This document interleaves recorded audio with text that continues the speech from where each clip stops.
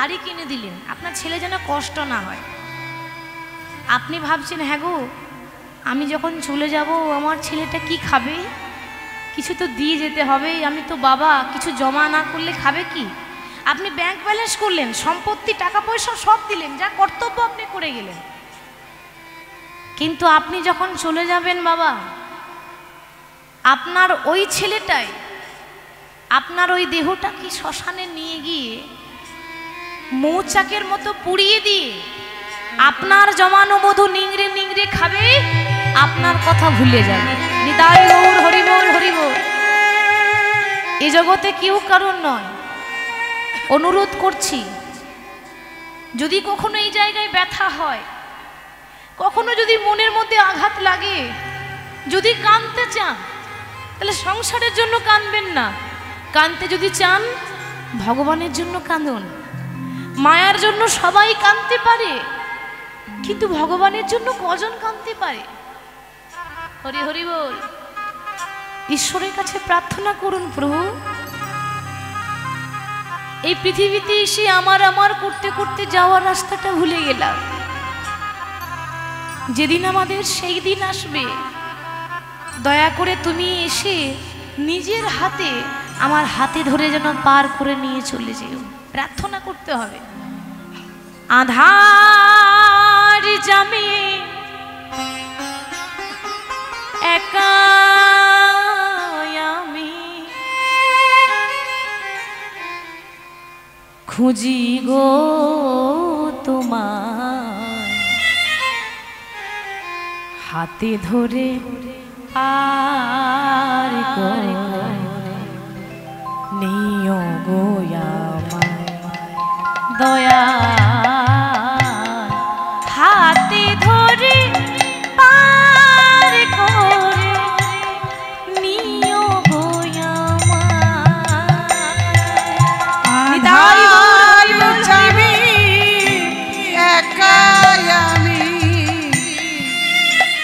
খুঁজি গো তোমার, হাতে ধরে পার করে নিও গো আমায় দয়াল, হাতে ধরে পার করে নিও গো আমায়।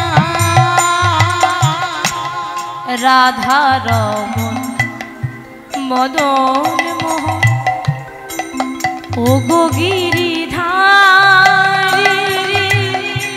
অহরহ বংশীধ্বনি শুনছো তোমার।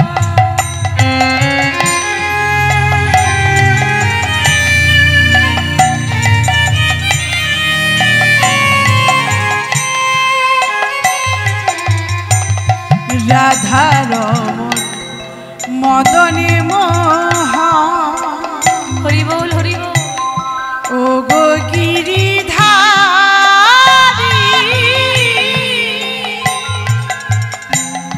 অহরহ বংশীধ্বনি হরি বল। শুনি গো তোমারি, শেষের দিনে যেন ওই চরণে, আমার শেষের দিনে ওই চরণে, আমায় শেষের দিনে যেন ওই চরণে, আমার শেষের দিনে ওই চরণে পাই যেন ঠাঁই। প্রভু হাতে ধরে পার করে নিও গো আমায় দয়াল, হাতে ধরে পার করে নিও গো আমায় দয়াল, হাতে ধরে পার করে নিও গো আমায়।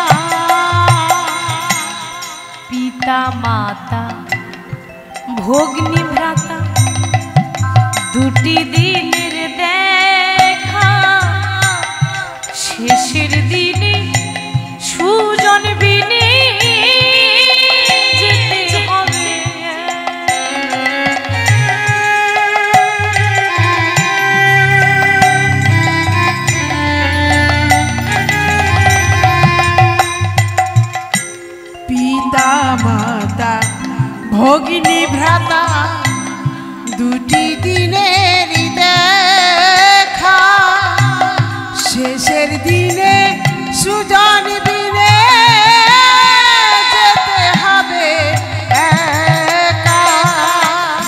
পিতা মাতা ভগ্নী ভ্রাতা দুটি দিনের দেখা, শেষের দিনে সুজন বিনে যেতে হবে। ওগো পিতা মাতা ভগিনী ভ্রাতা দুটি দিনের দেখা, শেষের দিনে সুজন বিনে যেতে হবে একা।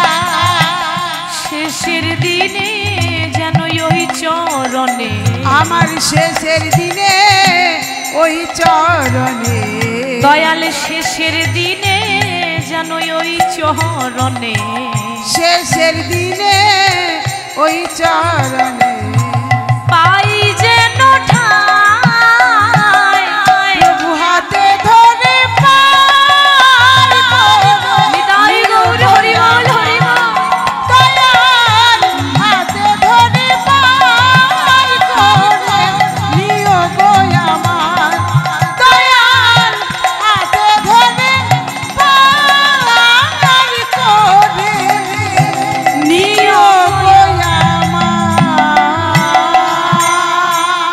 বাবা, ভগবানের নাম এত সুন্দর নাম, এই ভগবানের নাম করে কত কত পশুকুল উদ্ধার হয়ে গেল। আমরা কি করলাম একটু মনে করে দেখুন রামায়ণের কথা। বাবা, বীর হনুমানের কথা তো সবাই শুনেছেন, তাই তো বাবা? আচ্ছা বলুন তো, যে হনুমানের কথা আমরা বলছি, এই হনুমান মানুষ ছিল না পশু ছিল? মানুষ নয়, এটা কিন্তু একটা পশু। তাহলে একটা পশু কুলে জন্ম নিয়ে রামচন্দ্র এই জায়গাটাতে জায়গা করে নিল বাবা। অন্তরে এমন জায়গা করে নিল যে ত্রেতা যুগে এত এত ভক্ত ছিল, হনুমানের থেকে বড় কেউ নেই, তাই না? একটা পশু হয়ে রামচন্দ্রের হৃদয়ে জায়গা করে নিল। আমরা মানুষ হয়ে কি করলাম? ভগবানের নাম করে আরো কত কত দৈত্যকুল, একটা 5 বছরের শিশু উদ্ধার হয়ে গেল। তার সাক্ষাৎ প্রমাণ দিচ্ছে রামায়ণ। হরি বল হরি বল। রামায়ণের কথা সবাই জানেন, তাই না? সময় তো অল্প, বেশ ছোট করে বলি। রামায়ণে যখন রাম রাবণের যুদ্ধ হয় বাবা, রাবণের পক্ষ থেকে যারা যায় তারা কিন্তু কেউ ফিরে আসতে পারে না। রামের যা বংশ ছিল, রামের যত ভাই ছিল, যারা যাচ্ছে রামের হাতে উদ্ধার হয়ে যাচ্ছে, রাবণের বংশে আর কেউ রইল না, তাই না? যে রাবণ আজ পর্যন্ত কাঁদে না, যে রাবণ এত বড় পাষাণ, যে রাবণের চোখে এতটুকু জল পড়ে না, সেই রাবণ একদিন সবাই আড়ালে লুকিয়ে লুকিয়ে নিজের বাগানে বসে বসে কাঁদছে, কেউ যেন দেখতে না পায়। মনে মনে ভাবছে, হায় রে, রামের সঙ্গে শত্রুতা করে আমার যে সর্বশেষ হয়ে গেল। এ জগতে সবাই ভাবে রাবণ পাষাণ, সবাই আমায় বাইরেরটাই দেখলো, ভেতরটা আমার কেউ দেখলো না। এখনো যে মনের অন্তরের মাঝে এক কোণাতে আমার রামচন্দ্রের জায়গা আছে সেটা কেউ জানে না। কিন্তু আমার চিন্তা একটাই, যে আমার আর কোনো ভাই বেঁচে রইল না, তাহলে আগামীকাল যুদ্ধে কে যাবে? গভীর চিন্তায় মগ্ন হয়ে আড়ালে কাঁদছে, কেউ যেন দেখতে না পায়। কোথায় ছিল রাবণের ভাইপো, বংশের শেষ সম্বল, 5 বছরের ছেলে, নাম হচ্ছে তরণী সেন।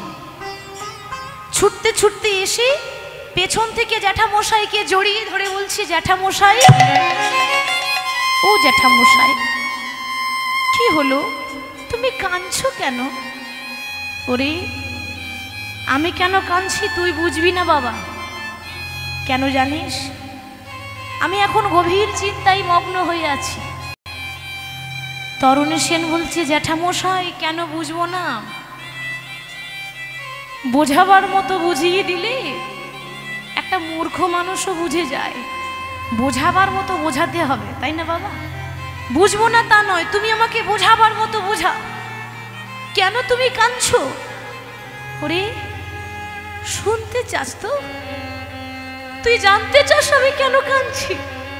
তবে শোন, আমার চিন্তা একটাই, আমার দুঃখ একটাই, আগামীকাল রামের সঙ্গে কে যুদ্ধ করবে? আমার বংশে তুই ছাড়া তো আর কেউ রইল না। তাহলে কি এই রাবণ যে কারোর কাছে হারে না, সে রামের কাছে হেরে যাবে?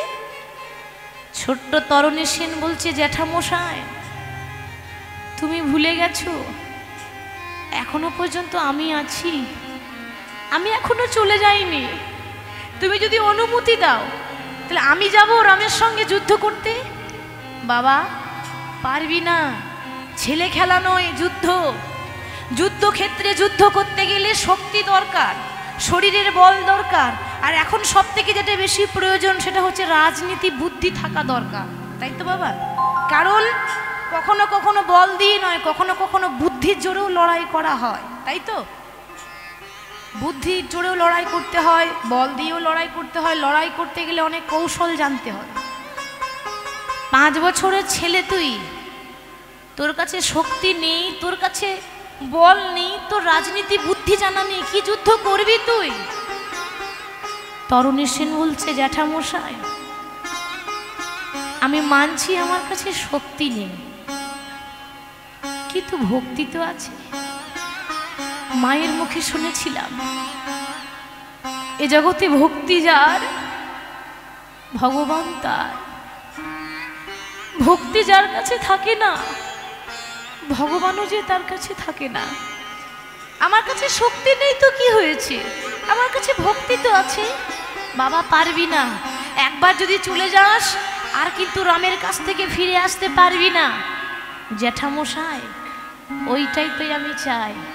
দেখেছেন বাবা, 5 বছরের ছেলে কত ভক্তি, বলছে ওইটাই তো আমি চাই।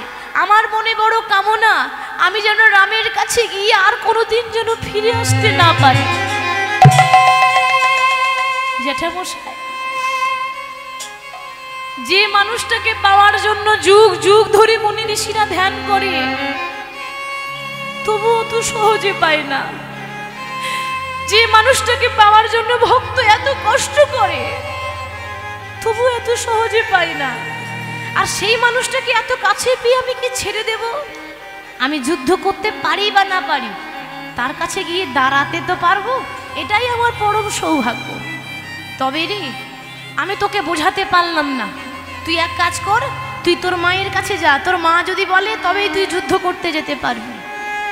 5 বছরের ছেলে মায়ের কাছে ছুটতে ছুটতে এসে বলছে, মা মাগো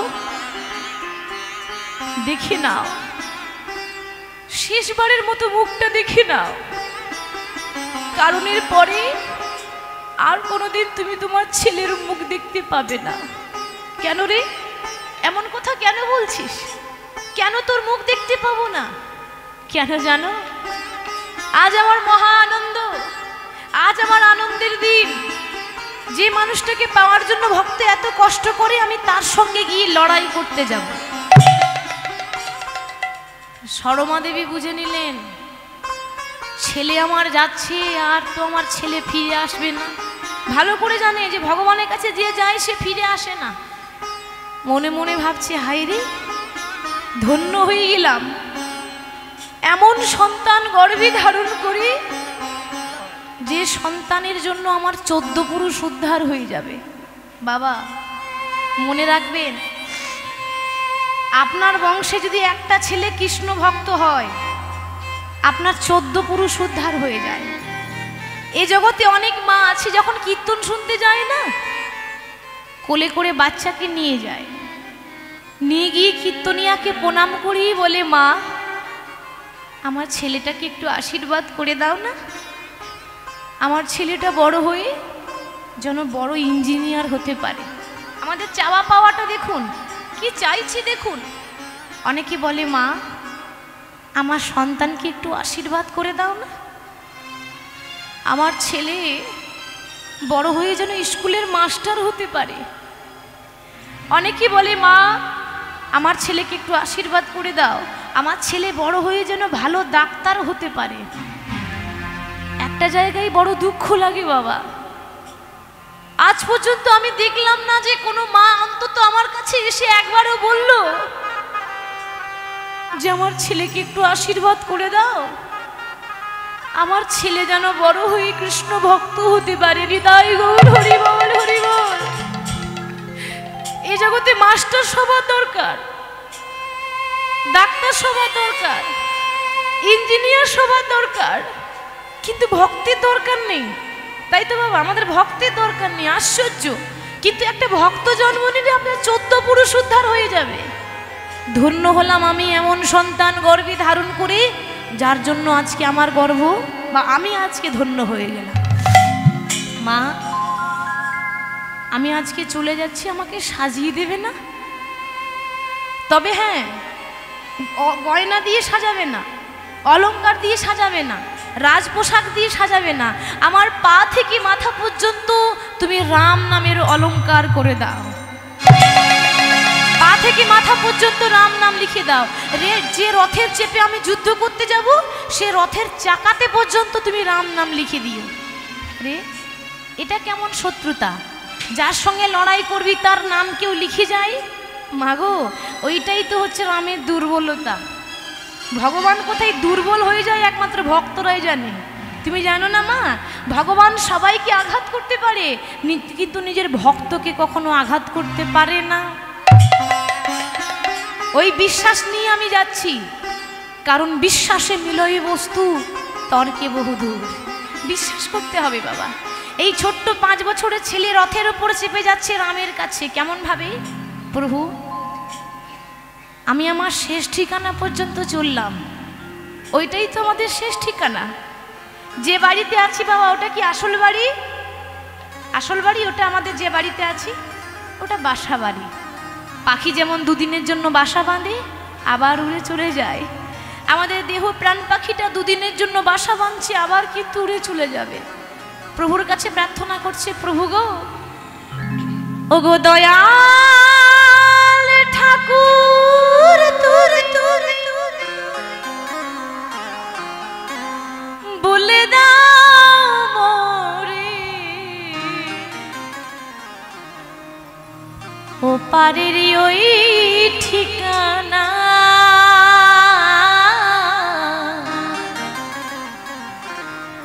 ও পারের ওই ঠিকানা। নিতাই গৌর হরি বল, হরি বল। দয়াল ঠাকুর প্রভু বলে দাও মোরে, ও পারের ওই ঠিকানা, হরি বল, হরি ও বল। পারের ওই ঠিকানা। বাবা, কথাটা কত সুন্দর কথা, তাই না? যে তুমি ওই পারের ঠিকানা আমাকে বলে দাও, আমি নিজেই ভুলে গেছি।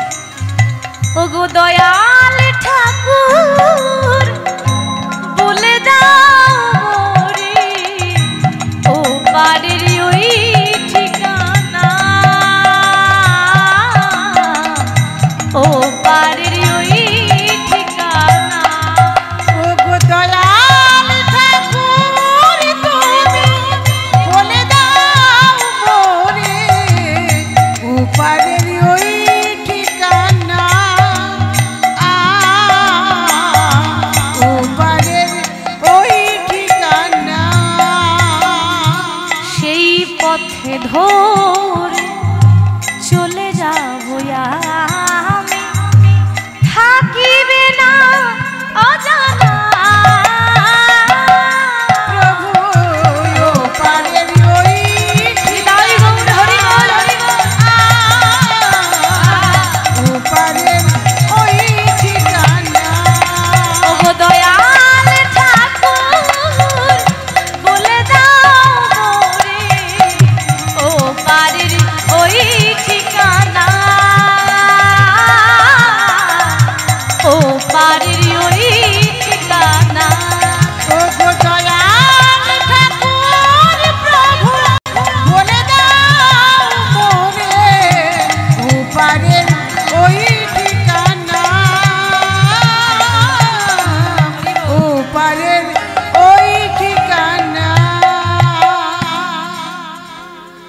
রামচন্দ্র বুঝতে পেরে গেলেন যে রাবণের শেষ সম্বল আসছে। এই তো সময় আমি আমার ভক্তকে পরীক্ষা করে দেখব যে বিভীষণ আমাকে বেশি ভালোবাসে না নিজের ছেলেকে বেশি ভালোবাসে। কার কথা বলছি মা? আজ যে যুদ্ধ করতে আসছে না, ওই ছেলেটা অন্য কেউ নয়, রাবণের ভাই বিভীষণের পুত্র তরণী সেন। আর বিভীষণ কার পক্ষে ছিল? রামের পক্ষে, নিজের দাদার পক্ষে নয়। আমরা দেখবেন কথায় কথায় বলি না যে ঘরের শত্রু বিভীষণ, কিন্তু আসলে বিচার করে বলবেন বিভীষণ কি কোনো ভুল কাজ করেছে? ধর্মের সাহায্য করা তো ভুল কাজ নয়। হরি বল। বিভীষণ দাঁড়িয়ে আছে রামের পাশে।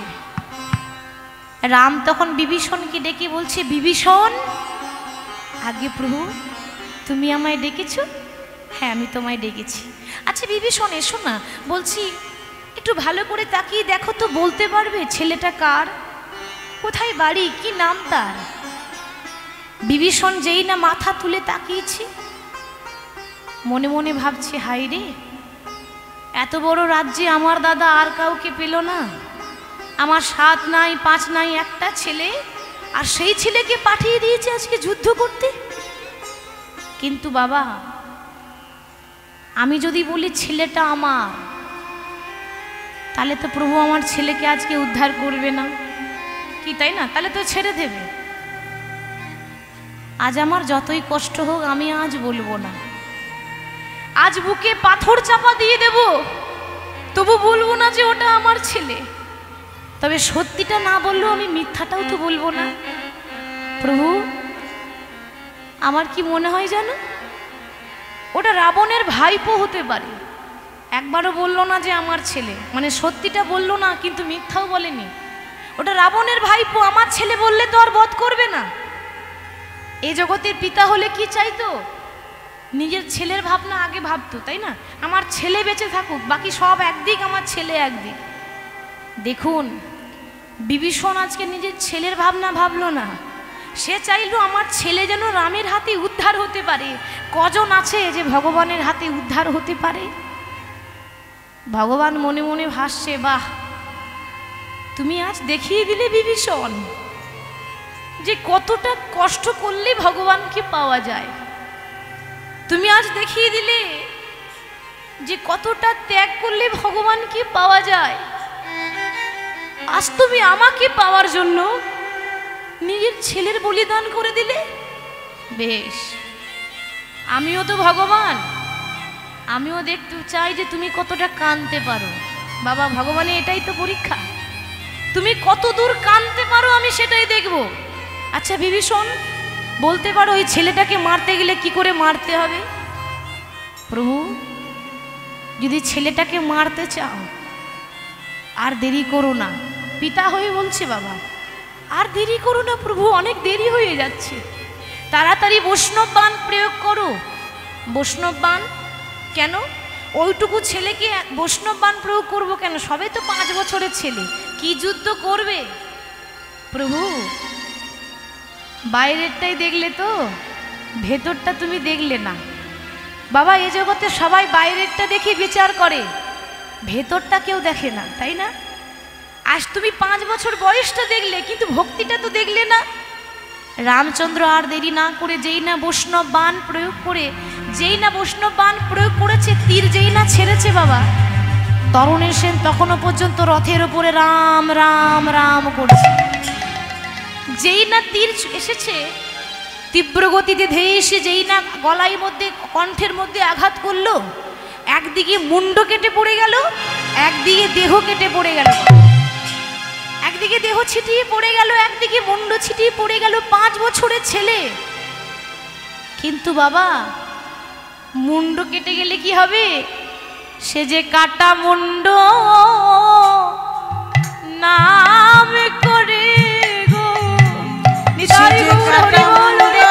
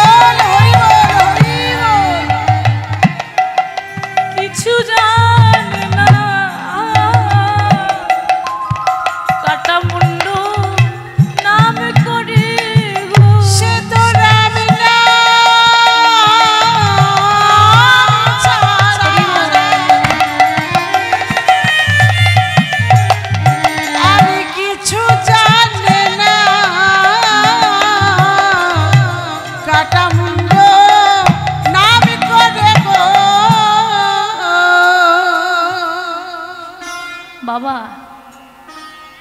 মুন্ড কেটে গেলে কি হবে?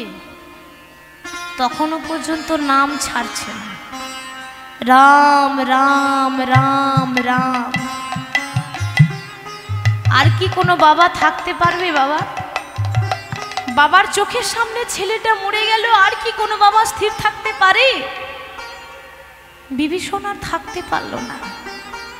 থাকতে না পেরে যখন মাথা নিচু করে কাঁদছে, ভক্ত কাঁদছে আর ভগবান হাসছে, এই তো লীলা। কি হলো? তুমি কাঁদছো কেন? এই তো বেশ কিছুক্ষণ আগে হাসছিলে, আমার সঙ্গে গল্প করছিলে, এখন তুমি কাঁদছো কেন? প্রভু, আর থাকতে পারলাম না। ভেবেছিলাম আমি আমার দুঃখের কথা তোমাকে কখনো বলবো না,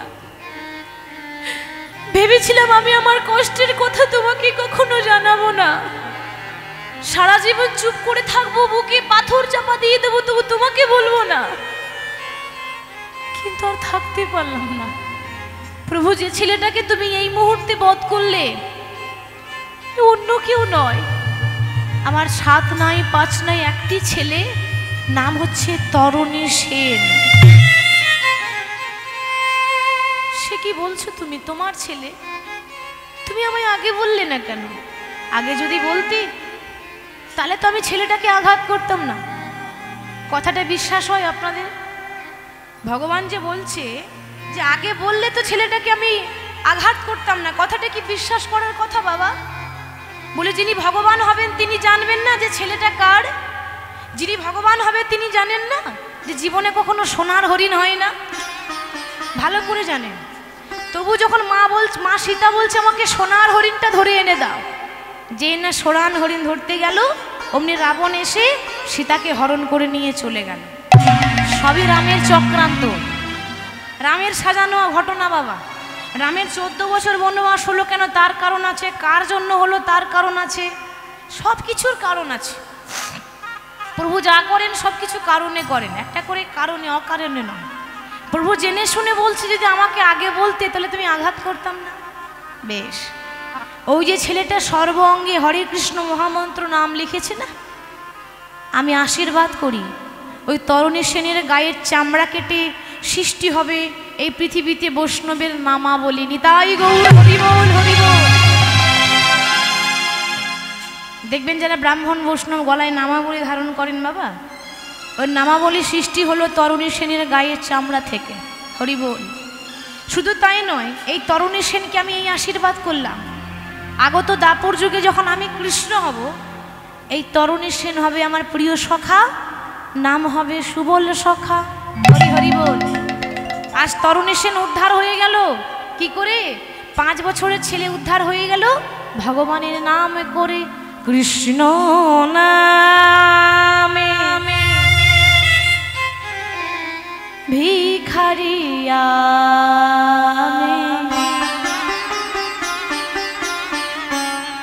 কৃষ্ণ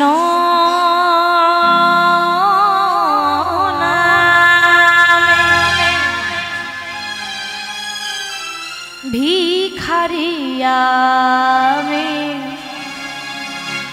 কৃষ্ণ বিনা নাহি জানি,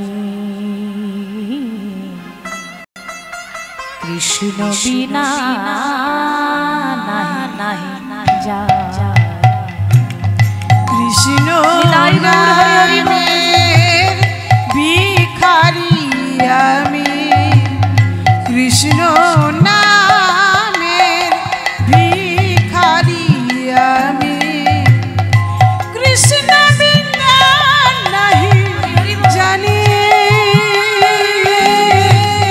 কৃষ্ণ বিনা নাহি জানি। না জানি সাধন তোমার, না জানি ভজন, কি ফুলে পুজিব বলো ওই দুটি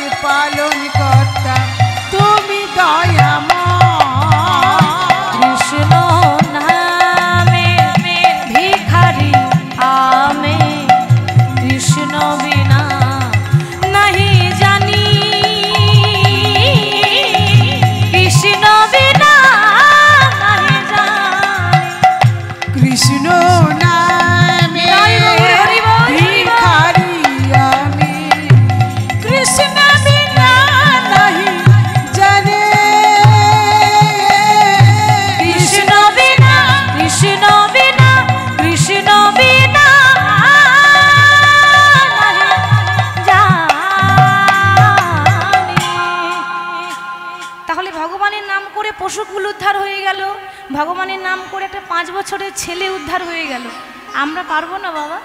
নিশ্চয়ই পারবো। ডাকার মতো যদি ডাকা হয় নিশ্চয়ই তার কৃপা পাওয়া যায়, তাই না? ভগবান আজকে সেই তরুণী সেন হয়েছে আজকে সুবল, সে সুবলকে সঙ্গে নিয়ে আজকে খেলা করছেন।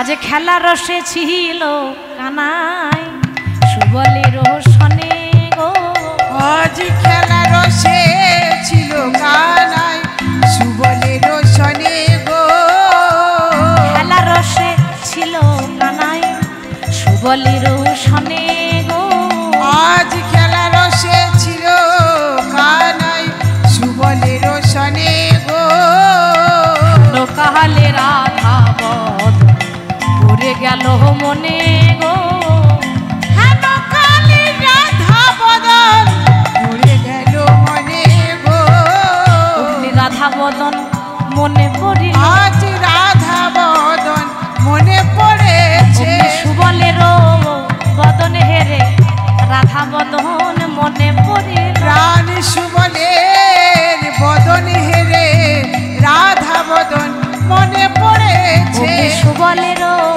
বদন হেরে রাধা বদন মনে পড়িল, প্রাণ সুবলের বদন হেরে রাধা বদন মনে পড়েছে। আর যেই না রাধা বদন মনে পড়েছে বাবা, সুবলকে বলছে, সুবল তুই আমার নবলক্ষ ধেনুর পাল সামনে নিস। সুবল বলে, কানাই রে, ওরে কানাই রে, তোর নবলক্ষ ধেনু আমি না হয় ফিরিয়ে নিয়ে ঘর চলে যাব, কিন্তু আমার 6টা ধেনুকে সামলাবে, আমার 6টা ধেনুকে হরি বল। সামলাবে, আমার শরীরের যে 6টা রিপু এগুলো কে সামলাবে কানাই? ওগুলো যে তুই ছাড়া কেউ পারবে না, তুই ছাড়া কেউ পারবে না, এগুলো হরি ছাড়া কেউ পারবে না, একমাত্র হরি পারে। তাই বাবা ডাকার মতো ডাকতে হবে যেন ভগবান নেমে আসে, কারণ এই হরি নামে, সেই হরি নামে নিরজনে জপ হরি নাম, নিরজনে জপ হরি নাম। নিতাই গৌর হরি বল। এই হরি নামে সেই হরি নামে নিরজনে জপ হরি নাম, মনরে নিরজনে জপ হরি নাম, এই হরি নামে নামে সেই হরি নামে নামে নিরজনে জপ হরি নাম, মন রে নিরজনে জপ হরি নাম। এই হরি নামে সে হরি নামে নিরজনে জপ হরি নাম, মনরে নিরজনে জপ হরি নাম, হরি নাম করো হরি হরি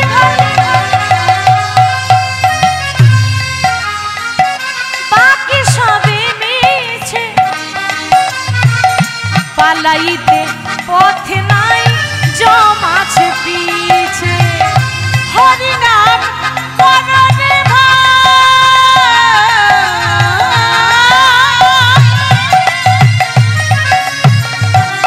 ওরে মনরে ওরে মনরে হরি নাম করনে আর সব মিছে, পালাইতে পথ নাই জমে আছে পিছে, হরিবল। এই হরি নামে সেই হরি নামে নিরজন জপ হরি নাম, মন রে নিরজন জপ হরি নাম।